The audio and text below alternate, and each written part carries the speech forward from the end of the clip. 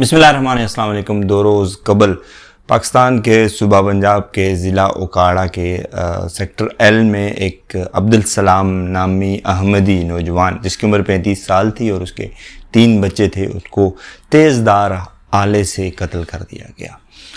F I R کے مطابق قتل کرنے والے کا تعلق جو ہے وہ کسی مذہبی جماعت سے بتایا جاتا ہے۔ 2 روز قبل ہی وہ یعنی اس واقعے سے کچھ 1 یا 2 روز قبل ہی وہ ایک مدرسے سے فارغ ہوئے تھے، وہ حفظ کر کے فارغ ہوئے تھے، وہ حافظ قرآن تھے اور ان کا نام علی رضا بتایا جاتا ہے۔ اس جو مقتول ہیں جن کا قتل ہوا ہے ان کے 3 بچے تھے۔ سب سے بڑا بچہ 5 سال کا جو اس وقت وہاں پہ موجود تھا، 3 سال کا جو ان کا دوسرا بچہ ہے جو انہوں نے اٹھایا ہوا تھا، اور سب سے چھوٹی بچی جو ہے وہ ان کی 1.5 سال کی ہے۔ قتل کے دوران ان کا بچہ بھی جو 5 سال کا بچہ تھا جو ساتھ کھڑا تھا وہ بھی زخمی ہوا۔ اس بے دردی سے اسے قتل کر دیا گیا، اور ظاہر ہے کہ یہ مذہبی نفرت یا مذہبی انتہا پسندی کا نتیجہ ہے۔ آپ کہہ سکتے ہیں کہ میں یہ کیوں کہہ رہا ہوں کہ مذہبی انتہا پسندی کا نتیجہ ہے؟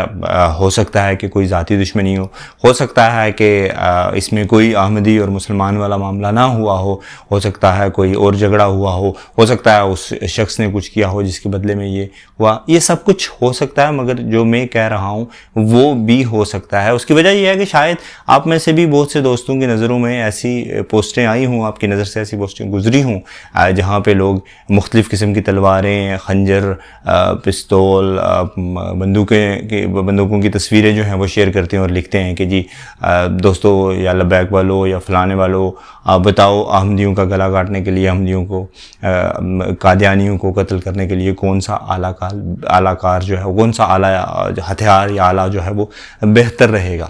اس میں کوئی شک نہیں کہ یہ ایک مسئلہ ضرور ہے کہ پاکستان میں جو احمدی ہیں، جو قادیانی ہیں، وہ اپنے آپ کو مسلمان کہلوانا چاہتے ہیں، اپنے آپ کو اقلیت تسلیم نہیں کرتے، جس کی وجہ سے بطور اقلیت ان کے حقوق کی ذمہ داری نہیں دی جا سکتی۔ لیکن کیا بنیادی حقوق کے لیے، کیا جینے کے حق کے لیے، کیا زندگی کے لیے اقلیت اور اقلیت یا اکثریت کا کوئی تصور ہونا چاہیے؟ کیا یہ ہر انسان کا بلا تخصیص حق نہیں ہے؟ آخر ایسا کیوں کر رہے ہیں؟ ایسا کون لوگ کر رہے ہیں؟ کچھ لوگ تو ہیں جو اس مذہبی کارڈ کو عام لوگوں کے اندر نفرت پھیلا کے اپنے سیاسی یا دیگر مقاصد کے لیے استعمال کر رہے ہیں، اور لوگ جو ہیں وہ اتنے متنفر ہو چکے ہیں، اتنے انتہا پسند ہو چکے ہیں، یا اتنے اس حد تک درندگی پہ اتر آئے ہیں کہ وہ ایک ایسے انسان جس کے 3 چھوٹے چھوٹے بچے ہیں اسے قتل کر دیتے ہیں بغیر کسی وجہ پہ، صرف اس وجہ سے کہ اس کا تعلق ہمارے مذہب، دین یا عقیدے سے نہیں ہے۔ ظاہر ہے کہ وہ شخص کسی قادیانی یا احمدی کے گھر پیدا ہوا ہے اور اس کا وہی عقیدہ ہے جو اس کے باپ کا ہے، کیونکہ اس تک وہی پہنچا ہے۔ میں مسلمان کیوں؟ کیونکہ میرے والد صاحب مسلمان تھے۔ آپ میں سے بہت سارے لوگ جو ہیں وہ سننے والے جو ہیں وہ کیوں ہیں نبی پاک صلی اللہ علیہ وآلہ وسلم یعنی حضرت محمد صلی اللہ علیہ وآلہ وسلم کو آخری نبی کیوں مانتے ہیں؟ کیونکہ ہم ایسے ہی گھر میں پیدا ہوئے ہیں۔ وہ عبدالسلام نامی نوجوان کسی مسلمان کے گھر میں پیدا ہوا ہوتا تو وہ مسلمان ہی ہوتا، اور ہم میں سے بہت سے لوگ، بلکہ وہی قاتل جس کا نام حافظ علی رضا بتایا جا رہا ہے، وہ کسی قادیانی یا احمدی کے گھر پیدا ہوتا تو وہ قادیانی یا احمدی ہوتا، اور وہ نبی پاک صلی اللہ علیہ وآلہ وسلم کو آخری نبی نہ مان رہا ہوتا۔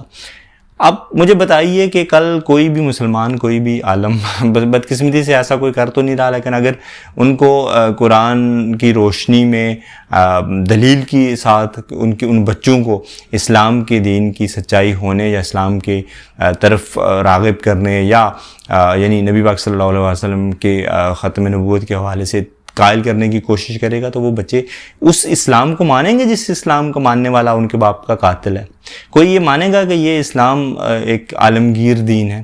وہ شخص جس نے حفظ کیا ہوا تھا، کیا اس نے قرآن کی وہ آیت نہیں پڑھی تھی کہ ایک انسان کا قتل ساری انسانیت کا قتل ہے؟ یہاں پہ لفظ انسان آیا ہے، قرآن انسان کہہ رہا ہے، اللہ انسان کہہ رہا ہے، اور ہم سے بہت سے لوگ جو ہیں وہ قرآن سے زیادہ معاذ اللہ سیانے بننے کی کوشش کرتے ہیں، اور وہ اپنے اپنے فتووں کے طور پہ لوگوں کو، انسانوں کو قتل کرنے کی ترغیب دیتے ہیں۔ سوشل میڈیا بھرا پڑا ہے ایسے بہت سے مواد سے جہاں پہ مختلف مکاتب فکر کو، ایون کہ مسلمانوں کے اندر بہت سے فرقوں کو واجب القتل اور گستاخ اور کافر اور مشرک اور یہ اور وہ قرار دیا جا رہا ہے۔ اور دکھ کی بات یہ ہے کہ ایسی بہت سی تنظیمیں جو ہیں وہ ریاست کی نظر میں، ریاست کی سرپرستی میں بھی تھیں، ہیں یا ہوں گی، مگر کوئی عمل نہیں ہو رہا۔ خوف ایک بہت بڑی اذیت ہے، خوف ایک بہت بڑی سزا ہے، اور بدقسمتی سے پاکستان میں بہت سے طبقات ایسے ہیں جو خوف کے اندر زندگی گزار رہے ہیں، اور یہ اتنا بڑا ظلم ہے، یہ اتنی بڑی دہشت گردی۔ آپ لفظ دہشت گردی پہ، یعنی ٹیررزم پہ غور کریں تو دہشت گردی کا ترجمہ یہی ہے کہ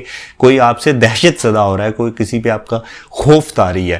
تو پاکستان میں جو قادیانی کمیونٹی ہے وہ خوف کے اندر زندگی گزار رہی ہے، ان سے جینے کا حق چھینا جا رہا ہے۔ بلوچستان میں جو ہزارہ برادری ہے وہ خوف کے اندر زندگی گزار رہی ہے۔ بہت سے بلوچ طالب علم جو پنجاب یا دیگر یونیورسٹیوں میں پڑھ رہے ہیں وہ خوف کے اندر زندگی گزار رہے ہیں۔ بلتستان کے لوگ جب باقی ملک میں نکلتے ہیں وہ خوف کے اندر زندگی گزار رہے ہیں، اور بہت سے ایسے طبقات ہیں جہاں پہ مجھے، آپ کو، ہم سب کو یہ سوچنا پڑے گا کہ بالکل ہمیں اپنے دین سے، اپنے عقیدے سے بہت زبردست قسم کی وابستگی رکھنی چاہیے، کمٹمنٹ رکھنی چاہیے، اور اس میں بالکل بھی لچکدار نہیں ہونا چاہیے، مگر دوسرے انسان کو بھی اپنا دین، اپنا مذہب، اپنا عقیدہ رکھنے کا اتنا ہی پورا حق ہے جتنا کہ مجھے، آپ کو، یا کسی بھی مسلمان کو حق ہے۔ اس طرح سے بالکل باقی سارے لوگوں کو بھی اپنا مذہب، اپنا عقیدہ رکھنے کا حق ہے، اور ہم مسلمان کوئی کسی کمال کی وجہ سے نہیں ہوئے، نہ ہم نے آج تک غور کیا، نہ کبھی ہم نے کوشش کی، نہ ہم خود سمجھ کے مسلمان ہوئے۔ جو لوگ اگر خود سمجھ کے مسلمان ہوئے تو وہ ہم سے بہت بہتر مسلمان ہیں۔ ہم مسلمان صرف اس لیے کہ ہم مسلمانوں کے گھر پیدا ہوئے ہیں، کوئی غیر مسلم اس لیے ہے کہ کوئی غیر مسلم کے گھر پیدا ہوا ہے۔ ہم حضرت محمد صلی اللہ علیہ وآلہ وسلم کو آخری نبی اس لیے مانتے ہیں کہ ظاہر ہے ہم تک یہ عقیدہ الحمدللہ پہنچا ہے، کسی تک یہ نہیں پہنچا تو وہ نہیں مانے گا۔ زندگی سب کا حق ہے، کوئی کافر ہے، کوئی مسلمان ہے، کوئی اقلیت ہے، کوئی اکثریت ہے، یا مسلمانوں کے اندر کوئی بھی فرقہ ہے، ان سب کا حق زندگی ہے۔ جینے دو، خدا را سب انسانوں کو جینے دو۔